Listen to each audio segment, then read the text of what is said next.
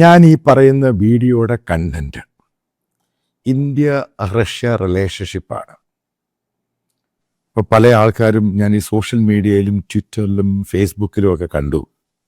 അതുപോലെ പല മലയാളികളും ഇന്ത്യ പാകിസ്ഥാൻ സ്റ്റാൻഡ് ഓഫ് വന്ന ഈ സമയത്ത് റഷ്യ ഭയങ്കരമായിട്ട് ഇന്ത്യക്ക് പിന്തുണയ്ക്കുന്നു, പുടിൻ പിന്തുണയ്ക്കുന്നൊക്കെ ഭയങ്കരമായിട്ട് അടിച്ചുവിടുക. ബേസിക്കലി നിങ്ങൾക്ക് ഇന്ത്യ റഷ്യ റിലേഷൻഷിപ്പിൻ്റെ യഥാർത്ഥത്തെ ഇപ്പോഴത്തെ മുഖം അറിയാതെയാണ് കാര്യങ്ങൾ ഓരോന്നും തട്ടിവിടുന്നത്. അപ്പം ബേസിക് എന്താണ്? അപ്പം ഇതിനെപ്പറ്റി പല ആവർത്തി ഞാൻ വീഡിയോ ചെയ്ത് കഴിഞ്ഞപ്പോഴേ അതിൻ്റെ താഴെ റഷ്യൻ ഫാനുകൾ വന്ന് പറയുന്നു, അത് പറയുന്നു, ഇത് പറയുന്നു. അവർക്ക് ബേസിക്കലി ഇതിനെപ്പറ്റി വ്യക്തമായ ധാരണയില്ലാത്തതുകൊണ്ടാണ്. അപ്പോൾ അതുമായിട്ട് ബന്ധപ്പെട്ട് ഞാൻ ഈ പറയുന്ന വീഡിയോയുടെ കണ്ടന്റുകൾ നിങ്ങൾ ഗൂഗിൾ പല സെർച്ചിലും പല ലിങ്കുകളൊക്കെ പോയി കഴിഞ്ഞാൽ ഇതെല്ലാം അവൈലബിൾ ആണ്. ഇത് ഞാൻ ഇവിടുന്ന് ആകാശത്തിന് ഉണ്ടായിക്കൊണ്ട സാധനമൊന്നുമല്ല. ഇതെല്ലാം എടുത്തു വെച്ചിട്ടാണ് ഞാൻ നിങ്ങളുടെ മുമ്പിൽ അനലൈസ് ചെയ്യുന്നത്. ഞാൻ പറയുന്ന സംഭവം എന്ന് പറയുന്നത്, ഒരു സമയത്ത് ഇന്ത്യ റഷ്യ റിലേഷൻ എന്ന് പറയുന്നത് ഏറ്റവും നല്ല റിലേഷനായിരുന്നു. ഇപ്പോൾ കാശ്മീരിൻ്റെ ഇഷ്യൂ യുണൈറ്റഡ് നേഷനിലാണെങ്കിൽ ഏത് ഫോറങ്ങളിലും വന്ന സമയത്ത് റഷ്യയാണ് ഇന്ത്യയുടെ കൂടെ നിന്ന് കാശ്മീര് ഇന്ത്യയുടേതാണെന്ന് പറഞ്ഞ് പാകിസ്ഥാൻ്റെ അവകാശവാദങ്ങൾ തള്ളിക്കളഞ്ഞത്. അതിങ്ങനെ തുടർന്നുകൊണ്ടിരുന്നു. 71 വാറിൽ റഷ്യ ഇന്ത്യയെ പിന്തുണച്ചു. അത് സത്യമാണ്. നിങ്ങൾ മനസ്സിലാക്കേണ്ടത് 2020 മുതൽ ചെറിയ ഷോർട്ട് ടൈം എടുക്കുക. 2020 മുതൽ 2000 മുതൽ 2020 വരെ ആ ഒരു ടൈം എടുക്കുവാണെങ്കിൽ അതിനു മുമ്പും ഇതിനേക്കാളും കൂടുതലായിരുന്നു ഇന്ത്യ വാങ്ങിയിരുന്ന റഷ്യൻ മിലിറ്ററി ഹാർഡ്വെയർ എന്ന് പറയുന്ന ടോട്ടൽ നമ്മുടെ ഡിഫൻസ് ബജറ്റിൻ്റെ, അതായത് ഇമ്പോർട്ട് ചെയ്യുന്ന വാങ്ങുന്നതിൻ്റെ 65% റഷ്യൻ ഹാർഡ്വെയർ ആയിരുന്നു. പലതുമുണ്ട്, പല പ്രോഡക്റ്റ്, ടാങ്കുകൾ, അത് ഇത് എല്ലാം ഉണ്ട്. ഈ 2020 ശേഷം ഈ റഷ്യൻ ഹാർഡ്വെയർ എന്ന് പറയുന്നത് ഈ 65% നിന്നും അത് 28% മാറി. അത് തലയ്ക്കകത്തിടുക സംഭവം. അല്ലെ, വെറുതെ ബ്ലാ ബ്ലാ ബ്ലാ എന്ന് പറയാതെ കാര്യങ്ങൾ ഒതന്റിക്കായിട്ട് പറഞ്ഞിട്ട് അതിനെപ്പറ്റി മനസ്സിലാക്കിയിട്ടാണ് കാര്യങ്ങൾ തീരുമാനിച്ചിട്ടാണ് ഞാൻ ഈ വീഡിയോ ചെയ്യുന്നത്. ഈ കണ്ടന്റ് അതുകൊണ്ട് നിങ്ങൾക്ക് തന്നെ റൈസ് ചെയ്യാം. ഇത് കറക്റ്റായിട്ടുള്ള ആക്യുറേറ്റ് ഒതന്റിക് ആയിട്ടുള്ള സംഭവമാണ്. ഞാൻ പറയും റഷ്യൻ സാധനം പാട്ടയായതിൻ്റെ പേരിൽ തന്നെയാണ് 65% ഉണ്ടായിരുന്ന റഷ്യൻ സാധനങ്ങൾ ഇന്ത്യ അത് വെറും 28% താഴെയാക്കി. 2035 ആകുമ്പോഴും ഒരു സാധനം പോലും ഇന്ത്യ റഷ്യയിൽ നിന്ന് വാങ്ങത്തില്ല. അതാണ് ഇന്ത്യ ഗവൺമെന്റിന്റെ തീരുമാനം. സംശയമുണ്ടോ ആർക്കെങ്കിലും? രണ്ടാമത്തെ കാര്യം, എവിടെയാണ് റഷ്യയും ഇന്ത്യയും തമ്മിൽ തെറ്റുന്നത്? കാരണം അറിയാം, റഷ്യയുടെ ഏറ്റവും കൂടുതൽ സാധനം വാങ്ങുന്ന ലോകത്തിലെ ഏറ്റവും വലിയ രാജ്യമാണ് ഇന്ത്യ. ലോകത്തിലെ ഏറ്റവും കൂടുതൽ മിലിറ്ററി എക്യുപ്മെന്റ്സ് ഹാർഡ്വെയർ ഇമ്പോർട്ട് ചെയ്യുന്ന രാജ്യമാണ് ഇന്ത്യ. ലോകത്തെ ഏറ്റവും കൂടുതൽ. റഷ്യയുടെ ആംസും ആമിനേഷനും ഈ സാധനങ്ങൾ നിലനിൽക്കുന്നത് ഇന്ത്യൻ പണം കൊണ്ടായിരുന്നു. അതിനെ തർക്കമുള്ള എത്ര പേരുണ്ട്? ഓരോ കാര്യങ്ങൾ പറയുമ്പോൾ അതിൻ്റെ രീതിയിൽ മനസ്സിലാക്കണം. 2012 ഇന്ത്യയും റഷ്യയുമായിട്ട് തെറ്റുന്നത്. എൻ്റെ കാര്യം എന്ന് പറയുന്നത്, നമ്മുടെ എയർഫോഴ്സിൻ്റെ അപ്ഗ്രേഡ് ചെയ്യാൻ തീരുമാനിച്ചു. പല കമ്പനികളൊന്നും യൂറോ ഫൈറ്റർ വന്നു, റഫേൽ വന്നു, റഷ്യയുടെ മിഗ് 35 അത് വന്നു. അത് കഴിഞ്ഞിട്ട് സുക്കോയുടെ പുതിയ വേർഷനും വന്നു.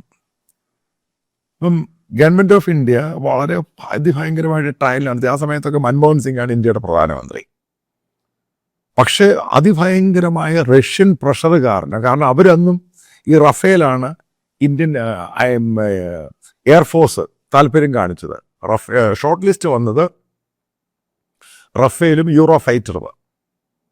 അതായത് വലിയൊരു പർച്ചേസിന് ഇന്ത്യ പോകുക. ഏകദേശം 20 ബില്യൻ്റെ ഡീലാണ്. വേണമെങ്കിൽ പറയാം, ലോകത്തിലെ ഏറ്റവും വലിയ ഡീലുകളിലൊന്നാണ് ഇന്ത്യ നടത്താൻ പോകുന്നത്. 20 ബില്യൻ്റെ ഡീലിങ്. അപ്പോൾ ഇതിൽ യൂറോ ഫൈറ്ററും വന്ന് റഫേലും വന്നു. അവസാനം റഫേലുമായിട്ടാണ് ഈ സംഭവം നടക്കാതിരുന്നതിൻ്റെ കാരണം നിങ്ങൾക്കറിയോ? കോൺഗ്രസ് ഭരിച്ചപ്പോൾ റഷ്യൻ പ്രഷർ. അതുമായിട്ട് ബന്ധപ്പെട്ട് റഷ്യയുടെ ഉള്ള ആൾക്കാർ ഇന്ത്യൻ കോൺഗ്രസ് ആണെങ്കിൽ ഇവിടെ ഭരിക്കുന്ന പൊളിറ്റീഷ്യൻസിനെ വളരെയധികം പ്രഷറൈസ് ചെയ്തു. അങ്ങനെയാണ് ആ ഡീല് നടക്കാതെ പോവുകയും പിന്നീട് മോദി ഗവൺമെൻറ് അധികാരത്തിൽ വന്ന ശേഷം എമർജൻസി ആയിട്ട് നമ്മളിത് പ്രൊക്യൂർ ചെയ്യുകയാണ്. ആദ്യത്തെ 36 റഫേൽ, അതിനുശേഷം ബാക്കിയുള്ളത് ഇന്ത്യയിൽ നിർമ്മിക്കും. അതായത് ട്രാൻസ്ഫർ ഓഫ് ടെക്നോളജി 4.5 ജനറേഷൻ. ഇവിടെയാണ് ഒടക്കങ്ങ് മൂർച്ഛിച്ചത്. ഈ സമയത്ത് നിങ്ങൾക്ക് ഓർമ്മയുണ്ടായിരിക്കും, റഫേൽ സൈൻ ചെയ്ത് കഴിഞ്ഞപ്പോഴേ ഇന്ത്യൻ പാർലമെന്റിലെ രാഹുൽ ഗാന്ധി ഉൾപ്പെടെയുള്ള കോൺഗ്രസ് നേതാക്കൾ ഇവർ റഷ്യൻ സാധനം വാങ്ങാനിരിക്കുക. അതിനാണ് ഇവർ സപ്പോർട്ട് ചെയ്യുന്നത്. ഇതിനെപ്പറ്റി, റഫേലിനെ പറ്റി ബേസ്ലെസ് ആയിട്ടുള്ള ആരോപണങ്ങൾ ഉന്നയിക്കുന്നു. അപ്പോൾ റഷ്യക്ക് എത്രമാത്രം സ്വാധീനമുണ്ടെന്ന് മനസ്സിലാക്കണം ഇന്ത്യൻ പൊളിറ്റീഷ്യൻ്റെ ഇടയ്ക്ക്. എന്താ കാര്യം? കാരണം വെപ്പൺസ് ആണ് ഇന്ത്യ ഏറ്റവും കൂടുതൽ വാങ്ങുന്നത് പുറത്തുനിന്ന്. ഇതിൻ്റെയൊക്കെ കമ്മീഷൻ, ഒരു ഡിഫൻസിൻ്റെ ഈ സംഭവം ഇൻവെസ്റ്റിഗേറ്റ് ചെയ്ത തെഹൽക്ക, എനിക്കിതിൻ്റെ അറിയാം കമ്മീഷൻ എവിടം വരെ എത്തുമെന്ന്. അതാണ് ഇന്ത്യൻ പാർലമെന്റ് റഫേൽ മേടിച്ചപ്പോൾ ഇത്രയും പ്രശ്നമുണ്ടാക്കിയത്. കാരണം ആദ്യം റഷ്യയിൽ നിന്ന് മാറി. പണ്ട് നമ്മൾ ഫ്രാൻസിൽ നിന്ന് മിറാഷ് മേടിച്ച് ഇത്രയും വലിയ യൂണിറ്റ് ഇല്ല. ഇത് 126 റഫേലും. കാരണം ഇന്ത്യയുടെ ബേസ് ഫൈറ്റേഴ്സായിട്ട് റഫേൽ അങ്ങ് മാറും. ഇവിടെയാണ് ഉടക്കുണ്ടായത്. റഷ്യ ഏതൊക്കെ രീതിയിലാണ് തകർക്കാൻ ശ്രമിച്ചതെന്ന് പറയാം. അവിടുത്തെ ഇതുണ്ടാക്കുന്ന കമ്പനി അവർ തന്നെ മുമ്പോട്ട് കയറി വന്നിട്ട് റഷ്യ ഗവൺമെൻറ് അത്രമാത്രം ഡിസ്കഷൻ നടത്തിയെന്നറിയോ. എന്നിട്ട് അവന് Su-57 അത് ഇന്ത്യയും റഷ്യയുമായിട്ട് ജോയിൻ്റ് ആയിട്ട് ഇന്ത്യയിൽ ഉണ്ടാക്കാം എന്ന ധാരണ ഇന്ത്യക്ക് ഓഫർ ചെയ്തു. പക്ഷെ മോദി ഗവൺമെൻറ് അത് റിജക്റ്റ് ചെയ്തു. ഉടക്കങ്ങ് മൂർച്ഛിച്ചു. ഇതാണ് ഇതിൻ്റെ ബേസ് തുടക്കം എന്ന് പറയുന്നത്. എന്നിട്ട് റഷ്യ 2016 ചെയ്ത പരിപാടി റഷ്യൻ ആരാധകർക്കറിയാം എന്തോ ചെയ്തതെന്ന്. അവര് പാകിസ്ഥാനുമായിട്ട് കയറി ടൈപ്പായി. എന്നിട്ട് ഇപ്പം ഇതിനകത്ത് S-400 എന്ന് പറയുന്ന ആൻറ്റി ഡിഫൻസ് സിസ്റ്റം പാകിസ്ഥാന് കൊടുക്കരുതെന്ന് ഇന്ത്യയായിട്ട് വാങ്ങിയ ശേഷം. പക്ഷെ അവർ ചൈന ത്രൂ അത് പാകിസ്ഥാന് കൊടുത്തു എന്ന് റിപ്പോർട്ട്സുകളുണ്ട്. അതേപോലെ പല ആംസും ആമിനേഷൻസും ഇന്ത്യക്ക് കൊടുത്തുകൊണ്ടിരുന്ന സമയം, കാരണം ഇന്ത്യ വെട്ടിക്കുറച്ചു, അതവർ പാകിസ്ഥാന് കൊടുത്തു. അതായത് M-30 ഫൈറ്റർ എയർക്രാഫ്റ്റ്, അതേപോലെ ഒരു മിഗ്, ഈ 35 പാകിസ്ഥാന് വിൽക്കാനുള്ള ഡിസ്കഷൻ ആരംഭിച്ചു. മനസ്സിലാക്കണം റഷ്യൻ ഫാനുകളായ ഊളകളോട്. ഈ ജിയോ പൊളിറ്റിക്സ് ഉണ്ടായ മാറ്റം നിങ്ങൾ മലയാള കോപ്പ് പത്രം വായിച്ചിട്ട് പറയരുത്. അതിനകത്തൊന്നും ഈ സാധനങ്ങൾ വരാറില്ല. പക്ഷേ ഇന്റർനാഷണൽ വീക്കിലിയും ഡിഫൻസ് വീക്കിലിക്കകത്ത് ഇത് വളരെ കൃത്യമായിട്ട് വരുന്നുണ്ട്. എന്തുകൊണ്ടാണ് റഷ്യ ഇന്ത്യയുമായിട്ട് ഉടക്കായത്? നമുക്കറിയാം, റഷ്യ ഉപയോഗിക്കുന്നതാണ് T-90 ടാങ്ക്സ്. ഇങ്ങനത്തെ പാകിസ്ഥാനിൽ കൊടുത്തേ. ഈ 2016 ശേഷം ഒരു പാകിസ്ഥാനിൽ ഇത് വിറ്റു, ചൈന ത്രൂ വിറ്റു. മറ്റേ S-400 ചൈന ത്രൂ ആണ് കൊടുത്തേക്കുന്നത്. മറ്റുള്ള ആമിനേഷൻ ചൈന ത്രൂ ആണ് കൊടുത്തത്. കാരണം അവരുടെ 65% ആയിരുന്ന അവരുടെ ഡിഫൻസിൻ്റെ ഇന്ത്യ വാങ്ങിക്കൊണ്ടിരുന്ന് വെട്ടിക്കുറച്ചിട്ട് അത് 28% അതിൻ്റെ പേരിൽ അവർ പാകിസ്ഥാൻ അത് വിറ്റു. അതായത് ഇന്ത്യയുടെ ശത്രു രാജ്യത്തിന് റഷ്യ ഇത് കൊടുത്തു. ഇവിടെ നമ്മൾ റഷ്യക്കിട്ടൊരു പണി കൊടുത്തു. അത് കേരളത്തിലെ റഷ്യൻ ഈ ഫാൻ ഊളകൾക്കറിയാം ഇന്ത്യ റഷ്യക്കിട്ടൊരു പണി കൊടുത്തത്. ഉക്രൈൻ റഷ്യ വാർ നടന്ന സമയത്ത് ഇന്ത്യ ഈസ്റ്റേൺ യൂറോപ്പിലെ തേർഡ് പാർട്ടികൾക്ക് വെപ്പൺസും ഈ സാധനങ്ങൾ വിൽക്കുന്നുണ്ട്. അവർ നേരെ റഷ്യക്ക് കൊടുത്തു, ഉക്രൈന് കൊടുത്തു. അപ്പോൾ ഇത് റോയിറ്റേഴ്സാണ് ആദ്യം റിപ്പോർട്ട് ചെയ്തത്. എന്നിട്ട് 4 പ്രാവശ്യം റഷ്യയുടെ ഇപ്പോഴത്തെ എക്സ്റ്റേണൽ അഫയേഴ്സ് മിനിസ്റ്റർ ഇന്ത്യയുമായിട്ട് ഇത് വലിയ രീതിയിൽ പ്രശ്നം ഉണ്ടാക്കാൻ ശ്രമിച്ചു. ഇന്ത്യ തള്ളിക്കളഞ്ഞു. ഇന്ത്യ പറഞ്ഞ് ഇന്ത്യയുടെ പ്രൈവറ്റ് കമ്പനി ഉണ്ടാക്കുന്ന റഷ്യ ഉക്രൈന് നേരിട്ട് കൊടുത്തില്ല, മറ്റുള്ള രാജ്യങ്ങൾക്ക് കൊടുത്ത് അവരത് കൊടുത്തതിൽ ഞങ്ങൾ ഉത്തരവാദികളല്ല. ഇതാണ് പറഞ്ഞത്. അപ്പോൾ ഇന്ത്യ റഷ്യയുമായിട്ട്, അപ്പോൾ നമ്മുടെ ശത്രു രാജ്യത്തിന് ആയുധങ്ങൾ വിൽക്കുന്നു. മറ്റുള്ളത്, അതായത് പഴയ പോലെ ഇന്റർനാഷണൽ ഫോറത്തിൽ നമ്മളെ റഷ്യ ഇപ്പോൾ പിന്തുണയ്ക്കുന്നില്ല. റഷ്യക്ക് എന്താ നമ്മളോട് ഇത്രയും ചൂടാകാൻ? ഒന്നാമത് അവരുടെ ഡിഫൻസുമായിട്ട് ബന്ധപ്പെട്ടുള്ള ബിസിനസ് ലോകത്തിൽ ഏറ്റവും കൂടുതൽ ഇന്ത്യക്ക് വിറ്റുകൊണ്ടിരുന്നതാണ്. അവർ സാധനങ്ങൾ മാനുഫാക്ചർ ചെയ്ത് അവർ ഉപയോഗിച്ചുകൊണ്ടിരുന്നത്. അതിന് കിട്ടിയ അടി റഫേൽ. അതേപോലെ തന്നെ ഇന്ത്യയും അമേരിക്കയും തമ്മിൽ ഭയങ്കരമായ രീതിയിൽ ടൈപ്പായി. മനസ്സിലാക്കേണ്ട കാര്യം, അമേരിക്ക എന്ന് പറഞ്ഞ രാജ്യം അവരുടെ അലയൻസ് നേഷൻ ഉണ്ട്. അതിന് പുറത്തൊരു രാജ്യത്തിന് ആദ്യമായിട്ടാണ് 2023 ജെറ്റ് ഇഞ്ചൻ അവര് സൈൻ ചെയ്ത് ഇന്ത്യക്ക് കൊടുക്കാൻ തീരുമാനിച്ച് ജോയിന്റ് ആയിട്ട് ഇന്ത്യയിൽ ഉണ്ടാക്കാം. അപ്പം അതിനകത്ത് ഹെലികോപ്റ്ററിൻ്റെ ഉണ്ട്, ഫൈറ്റർ എയർക്രാഫ്റ്റ് ഉണ്ട്, ഇവിടെ ഹെർക്കുലീസ് ഉണ്ട്. ഇതിൻ്റെയൊക്കെ സാധനം ഇനി ഇന്ത്യ ഉണ്ടാക്കാൻ പോവുക അമേരിക്കൻ ടെക്നോളജിയിൽ. അത് അമേരിക്ക ലോകത്ത് ആദ്യം ചെയ്ത പരിപാടി ഇന്ത്യയുമായിട്ട്. കാരണം ഇന്ത്യ അമേരിക്കയും തമ്മിലും അടുത്തു. അതേപോലെ 1990 നരസിംഹറാവു ഒരു സമയത്താണ് നമ്മൾ ഇസ്രായേലുമായിട്ട് ബന്ധമാകുന്നത്. അതിനുശേഷം പല രീതിയിൽ അടുത്തടുത്ത് മോദി വന്നു കഴിയുമ്പോൾ കൂടുതലങ്ങ് അടുത്തു. കാരണം ഇവിടെ ടെററിസം ഉണ്ട്, അവർക്കും ടെററിസം ഉണ്ട്. അതിനുശേഷം നമ്മൾ ആലോചിച്ചത് നമ്മുടെ ഏറ്റവും കൂടുതൽ പർച്ചേസ് നടത്തിയിരിക്കുന്നത് ഒന്ന് അമേരിക്ക, ഇസ്രായേൽ, അതേപോലെ തന്നെ ഫ്രാൻസ്. റഷ്യ അങ്ങ് കട്ട് ഷോട്ട് ചെയ്ത് ചെറുതായി. കാരണം മോദി ഗവൺമെൻറ് ഒരു കാരണവശാലും ഈ പറയുന്ന നാഷണൽ സെക്യൂരിറ്റിയിലെ എക്യുപ്മെൻസിൻ്റെ കാര്യത്തിൽ വിട്ടുവീഴ്ചയ്ക്ക് തയ്യാറായില്ല. റഷ്യൻ സാധനങ്ങൾക്ക് വളരെ വിലക്കുറവാണ്.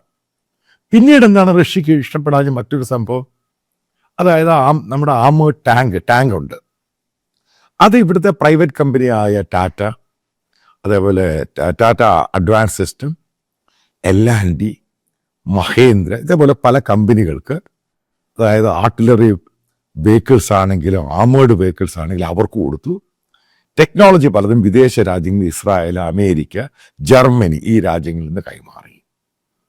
അതേപോലെ തന്നെ റഷ്യയുടേതായിരുന്നു ഇന്ത്യയിൽ ഉപയോഗിച്ച മിലിറ്ററി എയർക്രാഫ്റ്റ്. നിങ്ങൾ കാണുന്ന മിലിറ്ററി ട്രാൻസ്പോർട്ട് എയർക്രാഫ്റ്റ്, അത് നമ്മൾ വേണ്ടാന്ന് വെച്ചിട്ട് എയർബസുമായിട്ട് ടൈപ്പ് ചെയ്ത് അവരുടെ സാധനം ഇന്ത്യയിൽ ആദ്യം വന്ന് ഇന്ത്യയിൽ ഉണ്ടാക്കാൻ തുടങ്ങി. ഇവിടെ മനസ്സിലാക്കേണ്ട പോയിന്റ്, ഇത്രയും സാധനങ്ങൾ ഇന്ത്യ മറ്റുള്ള രാജ്യങ്ങളിൽ നിന്നും വാങ്ങാൻ തുടങ്ങിയപ്പോൾ അത് ഏറ്റവും നല്ല ക്വാളിറ്റി പ്രോഡക്ട്സ് ആണ് വാങ്ങുന്നത്. ലോകത്ത് ഈ ടെക്നോളജി ഏറ്റവും അഡ്വാൻസ് ടെക്നോളജിയാണ് ഈ സംഭവം. ഇപ്പം ടാങ്ക് എന്ന് പറയുന്നത് ഇന്ത്യ ഉണ്ടാക്കുന്ന ടാങ്ക് അത് AI ഉപയോഗിച്ചാണ് ഉണ്ടാക്കുന്നത്. ഇന്ത്യൻ പ്രൈവറ്റ് കമ്പനി ടെക്നോളജി പുറത്ത് നിർത്തേക്കുക. എൻ്റെ നാവിഗേഷൻ സിസ്റ്റമൊക്കെ ലോകത്തിലെ നമ്പർ 1 സാധനമാണ്. അല്ലാതെ റഷ്യയുടെ പോലെ പാട്ട സാധനമൊന്നുമല്ല.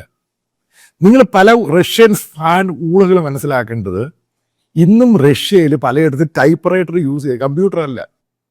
നമ്മളെക്കാളൊക്കെ ടെക്നോളജി വളരെ പുറകിലായത്. പിന്നെ നമ്മളൊരു സഹായം അവർക്ക് ചെയ്തു കൊടുക്കുക. കാരണം എനർജി ഇന്ത്യയുടെ നീഡ്സാണ്. റഷ്യ ഉക്രൈൻ വാർ ഉണ്ടായ സമയത്ത് നമ്മൾ അവരുടെ കയ്യിൽ നിന്നും ക്രൂഡ് മേടിച്ചു. അത് അമേരിക്ക പറഞ്ഞിട്ട് തന്നെയാണ് ഈ ക്രൂഡ് മേടിച്ചത്. ചില പ്രശ്നങ്ങളുണ്ടായി, പക്ഷെ അവരെ സഹായിച്ചു.